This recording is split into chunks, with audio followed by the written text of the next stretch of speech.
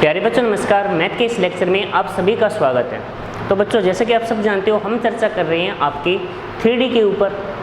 तो बच्चों आज के जो इस लेक्चर को आगे बढ़ाने से पहले आप में से एक स्टूडेंट ने मुझसे पूछा है कि कमेंट के अंदर कि 14.3 का जो थर्ड क्वेश्चन है वो कैसे करना है। तो बच्चों पहले मैं एक बार उस क्वेश्चन को वापस रिपीट करवा देता हूँ। बाकी वैसे तो ये क्वेश्चन मेरा आपको बताया हुआ है लेकिन फिर भी रिपीट करवा देता हूँ। तो क्वेश्चन है 14.3 का थर्ड क्वेश्चन कि आपको बताना है कि 1 - 1, 2 1 - 1, 2 एक ही पॉइंट है और एक पॉइंट है 3 4 -2। हमें बताना है कि इन बिंदुओं से होकर जाने वाली रेखा, यानी जब कोई लाइन है बच्चों जो इन दोनों पॉइंट से होकर जा रही है, ठीक है, और आगे एक और लाइन है जो अदर पॉइंट 0 3 2 और 3 5 6 से होकर जा रही है, ठीक है। और हमें ये बताना है कि ये दोनों लाइनें एक दूसरे के ऊपर परपेंडिकुलर है अर्थात लंबवत है। लैंग्वेज समझ आ गई बच्चों के? लैंग्वेज क्या है, आपको ये दिया गया है कि आपको कोई दो पॉइंट दे दिए, इन दो पॉइंट से होकर कोई लाइन जा रही है, यानी कोई लाइन है जो इन दोनों पॉइंट से पास हो रही है, ठीक है, और एक अदर लाइन है जो वो इन दोनों पॉइंट से जा रही है। हमें ये बताना है, प्रूव करना है कि दोनों लाइनें आपस में परपेंडिकुलर है।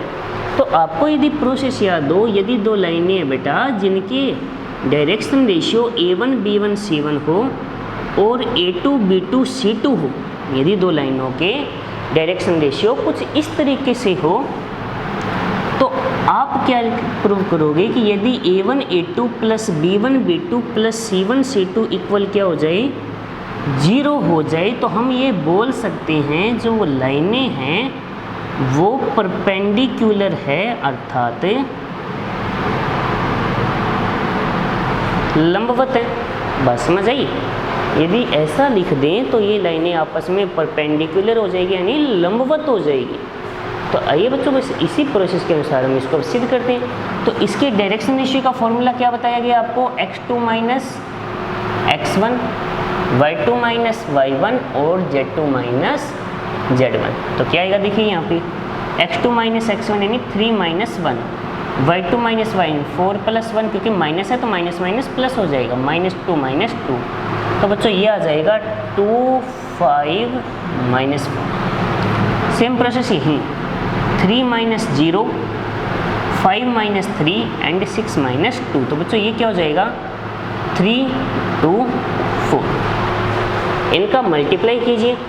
यदि मैं इसे A1 B1 C1 मान लूँ और ये A2 B2 C2 मान लूँ, आई बात समझ में? यदि पहले वाले को मैं A1 B1 C1 मान लूँ, दूसरे वाले को A2 B2 C2 मान लूँ, तो क्या आ जाएगा A1 A2 यानी 2 × 3 B1 B2 5 × 2 plus C1 C2 -4 × 4। तो ये क्या होगा 6 + 10 - 16। तो 16 - 16 = 0। पता चल गया होगा?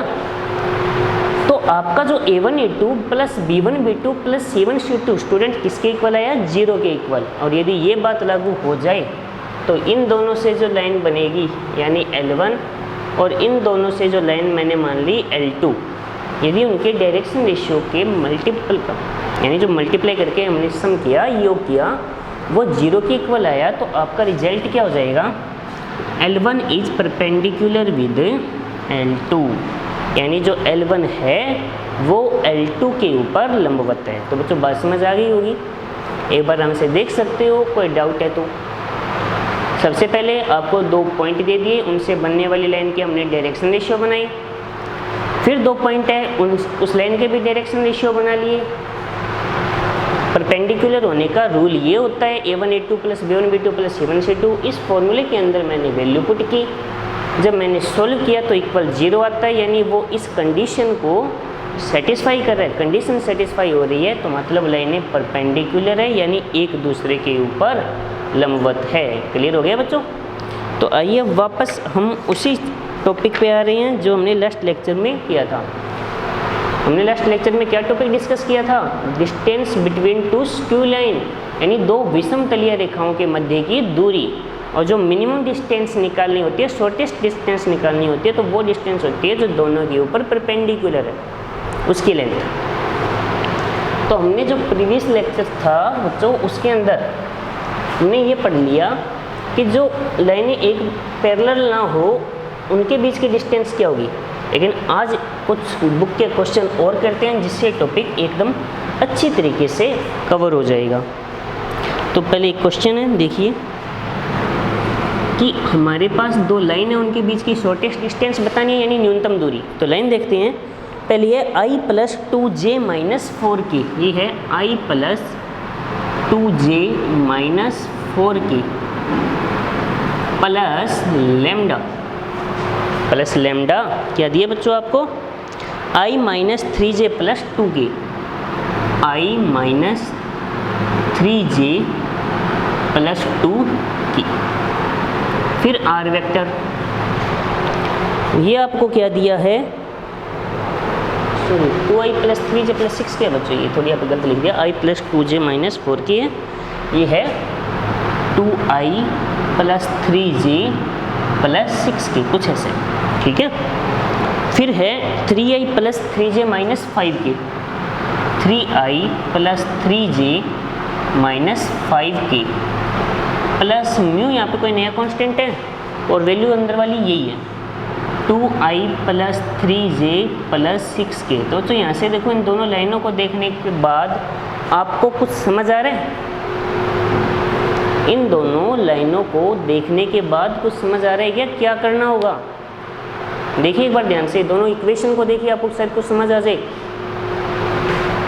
तो ध्यान से देखो, तो ये दोनों सेम है, डायरेक्शन रेशियो प्रोपोर्शनल है यानी समानुपाती है, तो वहाँ से रिजल्ट ये हो जाता है ये दोनों लाइनें पैरेलल होंगी या कोलिनियर होंगी। पैरेलल या कोलिनियर होने का मतलब उनके बीच जो थीटा है वो होगा 0। तो अब यदि आप b1 क्रॉस b2 यानी सेम है तो b क्रॉस b हो जाएगा, तो ये 0 यानी इनके बीच इस हिसाब से तो आपकी डिस्टेंस होगी ही नहीं, डिस्टेंस होगी ही नहीं, तो ऐसा तो नहीं हो सकता ना। तो यहाँ पे क्या होगा स्टूडेंट, सीधा फॉर्मूला आपको बताया था, distance between two parallel line. यदि ये दोनों लाइनें पैरेलल हो तो उस कंडीशन में डिस्टेंस का फॉर्मूला क्या होता है, d equal to b cross a2 minus a1 का magnitude divide by magnitude of b। कुछ ये फॉर्मूला बच्चों आपको बताया गया। तो देखो b दिया हुआ है, a2 माइनस a1, फिर इसका क्रॉस प्रोडक्ट मैग्नीट्यूड वगैरह वो सब प्रोसेस करनी है। तो एक एक प्रोसेस लिखते हैं। सबसे पहले मैंने लिखा a1 ये रहा, ये है बच्चों i cap plus 2j cap minus 4k cap. a2 vector क्या है हमारे पास, 3i plus 3j minus 5k। इतनी बात समझ आ गई होगी। इसके बाद जो b वेक्टर एक ही है तो वो है 2i plus 3j plus 6k। Clear हुआ बच्चों इतना। अब आपको एक एक प्रोसेस के अकॉर्डिंग आगे बढ़ना है। तो सबसे पहले आप क्या लिखोगे, a2 minus a1, a2 minus a1 तो डायरेक्टली बच्चों माइनस करो, 3 माइनस 1 हो जाएगा 2, 3 माइनस 2 1। ये बच्चों माइनस 5 है, ये माइनस 4 है, वापस माइनस करूँगा तो माइनस माइनस क्या हो जाएगा प्लस 4, माइनस 5 प्लस 4 माइनस का 1। अब हमें चाहिए b cross a2 minus a1। तो क्रॉस प्रोडक्ट आप सब जानते हो, i j k, पहले b है तो पहले b की वैल्यू 2 3 6, फिर a है a2 माइनस a1 2 1 माइनस 1। और साथ बच्चों इसका ऊपर कर रहा हूँ, यानी b cross a2 minus a1 है, क्या आ जाएगा हमारे पास, i के से प्रसार करते हैं, क्या आएगा माइनस 3 माइनस 6, माइनस 3 माइनस 6, फिर माइनस का j कैप, ये छोड़ दो ये छोड़ दो, minus 2 minus 12, minus 2 minus 12 plus k cap, क्या आ जाएगा 2 माइनस 6। तो स्टूडेंट ये बनेगा -9i cap plus 14j cap -4k cap. लेकिन हमें इसका मैग्नीट्यूड चाहिए, हमें इसका क्या चाहिए बच्चों, यहाँ पर मैग्नीट्यूड चाहिए ना। तो इसका मैग्नीट्यूड क्या होगा, b cross a2 minus a1 का जो मैग्नीट्यूड है वो आ जाएगा, इसका स्क्वायर 81, इसका स्क्वायर 196, इसका हो जाएगा 16। तो आप सम कीजिए, 112 293 कंप्लीट रूट निकलता है क्या इसका, ऐसा इतना ही रहेगा। मैग्नीट्यूड ऑफ बी वेक्टर क्या होगा, 2 का स्क्वायर 4, 3 का 9, 36, ये तो रूट 49 7 हो गया। तो डी की वैल्यू फॉर्मूले के अकॉर्डिंग आ जाएगी √293/7। कि इसको सोल्व किया जा सकता है कि 293 को ये 3 से तो नहीं जाएगा, क्योंकि 9 3 14 शायद इतना ही रहेगा बच्चों, सोल्व नहीं होगा, इतना ही रहेगा। क्लियर हो गया। तो देख लीजिए बच्चों, जो हमने फॉर्मूला पढ़ा उसी के ऊपर बेस्ट क्वेश्चन है, लेकिन सिर्फ इसकी एक खासियत है। अब आप कोई स्टूडेंट ये सोच रहा हो कि इस क्वेश्चन में आपको स्पेशल ये केस दिया हुआ है, भाई अगर आप ये सोच रहे हो आपको स्पेशल केस ये लिखा हुआ मिले कि लाइन पैरेलल है, तो बच्चों वैसा पॉसिबल नहीं है।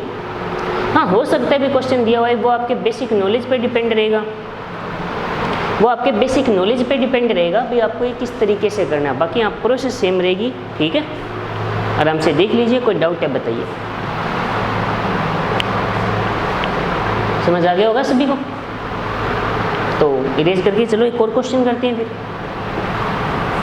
अच्छा, आज एक्सरसाइज 14.5 के से रिलेटेड जो क्वेश्चन है वो आपको सारे सॉल्व करनी है, क्योंकि फिर जो नेक्स्ट लेक्चर रहेगा हमारा, नेक्स्ट टॉपिक आपका प्लेन, उसके ऊपर फोकस रहेगा पूरा। और जल्दी जल्दी फिर 14 चैप्टर को ख़त्म करके आपका जो सबसे इंटरेस्टेड टॉपिक है, इंटरेस्टिंग जो टॉपिक मुझे सबसे मज़ेदार टॉपिक लगता है आपका, ठीक है, हो सकता है आपको भी पढ़ने में मज़ा आएगा उसमें। चैप्टर है 16 प्रोबेबिलिटी, प्रायिकता, ठीक है, इंटरेस्टिंग टॉपिक है, मज़ेदार है, करने में बहुत अच्छा लगेगा, ठीक है। वो स्टार्ट करेंगे। हाँ, यदि आपको और कोई चैप्टर स्टार्ट करवाना हो, कोई भी बच्चों, यदि आपकी इच्छा और कोई चैप्टर स्टार्ट करने की है तो कमेंट सेक्शन में कमेंट करके बता सकते हो मुझे, हम वो चैप्टर स्टार्ट कर लेंगे, तो ठीक है, कोई दिक्कत वाली बात नहीं है। हाँ भाई, प्रोबेबिलिटी स्टार्ट करना है तो कोई दिक्कत नहीं, आप उसके ऊपर कमेंट करके बता दो, हाँ सर यही स्टार्ट करो। यदि कोई बच्चा ये चाहता है सर और चैप्टर, जैसे देखो फर्स्ट सेकंड चैप्टर शायद मेरे आपको पहले आपको वीडियो मिल जाएंगे, सो पढ़ाई हुई है। हाँ, थर्ड फोर्थ फिफ्थ जो मैट्रिक्स वाला है वो पोर्शन मेरा छोड़ा हुआ है, कि वो थोड़ा इजी था, लिमिट बताई हुई है, डिफरेंशिएशन जो आपको भक्तराम जी ने बता दिया।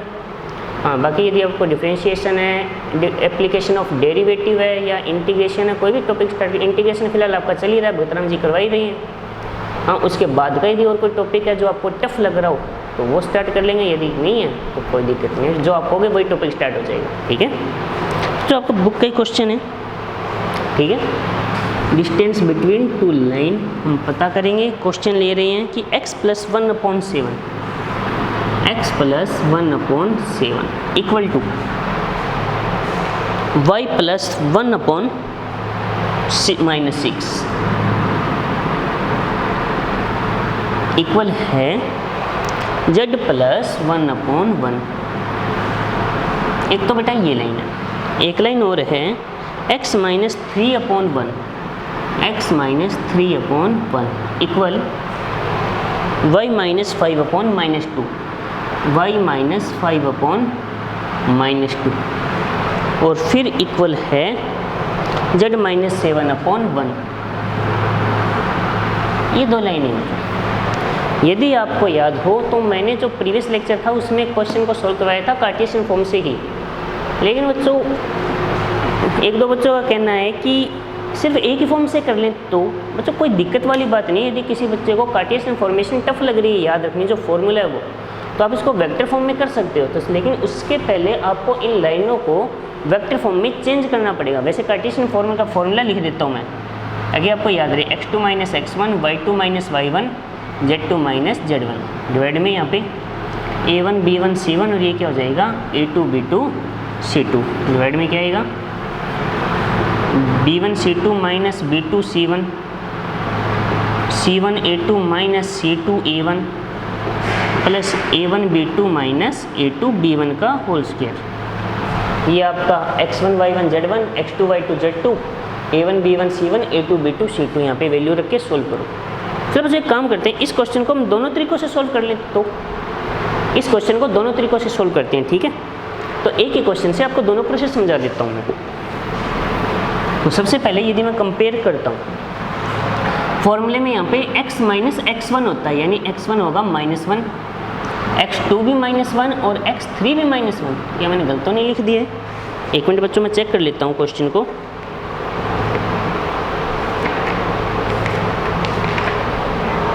तो एकदम से सॉरी, यहाँ पे मैं एक मिस्टेक कर दी, यहाँ पे गलती यही है, x1 y1 और z1, ठीक है।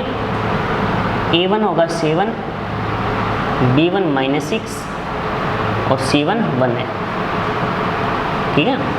x2 3, y2 5 और z2 1। a2 बच्चों 1 है, b2 -2 है और c2 7 है।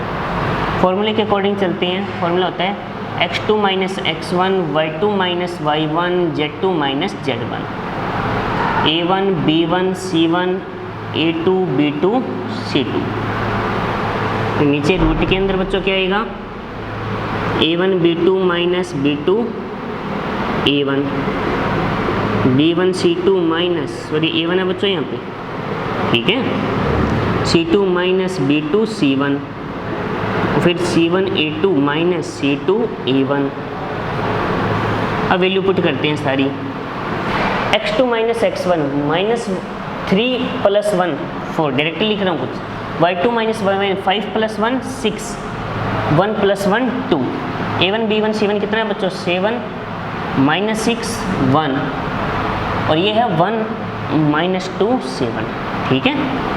नीचे a1 b2 a1 into b2 7 into -2 तो हो जाएगा माइनस का 14 माइनस b2 a1 b2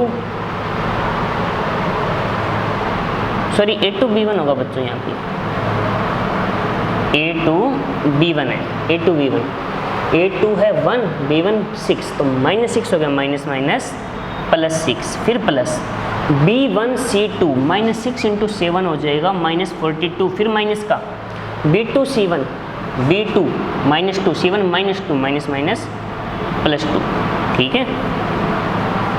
इसके बाद b2 c1 यही होगा बच्चों, देख लेते हैं एक बार। b2 -6 इंटू 7 -42 b1 c2 और b2 c1 +2, ठीक है। फिर c1 a2 1 into 1 1 minus c2 a1 7 into 7 तो माइनस का 49। तो इसकी कैलकुलेशन तो काफ़ी लेंथी होने वाली है। चलो आगे करते हैं, कोई दिक्कत नहीं है। तो जो d की वैल्यू आएगी, ऊपर इसका प्रसार करूँगा तो 4 से तो आएगा 4। इसके मल्टीप्लाई में देखो बेटा क्या जाएगा, -42 + 2 -42 + 2 प्लस फिर क्या जाएगा -6, इसके साथ क्या जाएगा वो देखिए, ये छोड़ दो, 49 - 1 49 - 1 प्लस 2 के साथ जाएगा -14 + 6 प्लस 2 के साथ जाएगा -14 + 6। नीचे क्या जाएगा -8 स्क्वायर -40 स्क्वायर और +-48 स्क्वायर।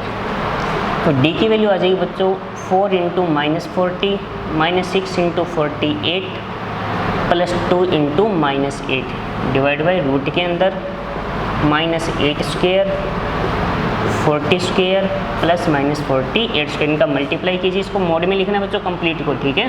फिर डिस्टेंस कभी नेगेटिव नहीं होती। -160 ये हो जाएगा 288 -16 डिवाइड बाई इनका स्क्वायर करते हैं, ये हो जाएगा 64, ये हो जाएगा 1600, ये हो जाएगा 2304। तो इनका सम हो जाएगा 304 शायद 464 होगा बच्चों ये, और ये हो जाए 370 कुछ ऐसा।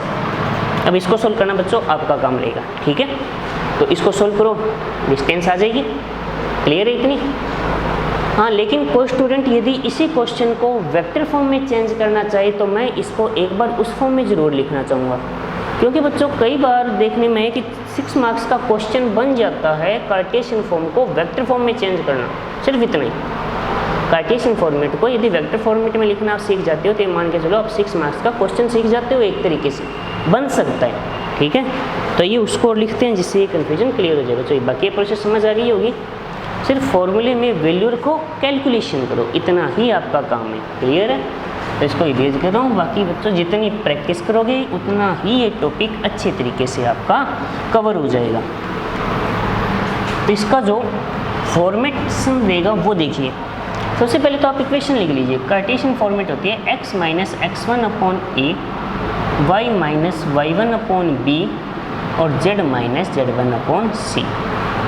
तो यदि इसका कंपेरिजन जब हम कर रहे हैं तो देखिए, जो पहला होगा r वो होगा x1 i के प्लस y1, भाई पहली लाइन ये मान ली मैंने, y1 j के प्लस z1 के plus lambda a1 i plus b1 j plus c1 के।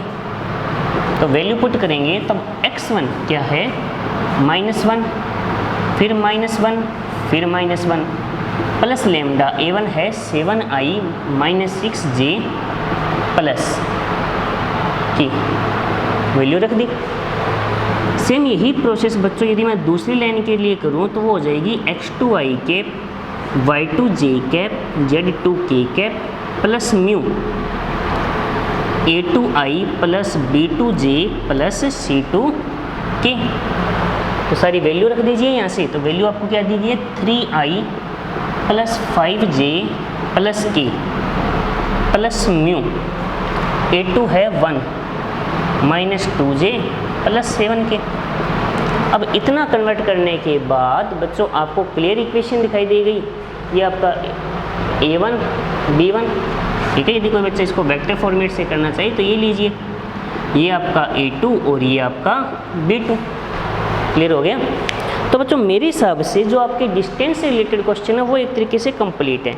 वे ये नहीं है कि सारे क्वेश्चन हो गए, हाँ, लेकिन तरीका हो चुका है। भाई आपको वेक्टर फॉर्मेट वाले क्वेश्चन करवा दिए, कार्टेशियन फॉर्मेट वाले क्वेश्चन करवा दिए, जो पैरेलल लाइन होती है वो क्वेश्चन हो गए। अब बाकी सब आप पे डिपेंड है कि आप इन क्वेश्चन को किस तरीके से करते हो, ठीक है। तो बच्चों जो हमारा नेक्स्ट लेक्चर रहेगा वो प्लेन के ऊपर बेस्ड रहेगा सारा का सारा। तो इतना प्रोसेस आप तैयार कीजिए। तो तब तक के लिए टेक केयर, धन्यवाद।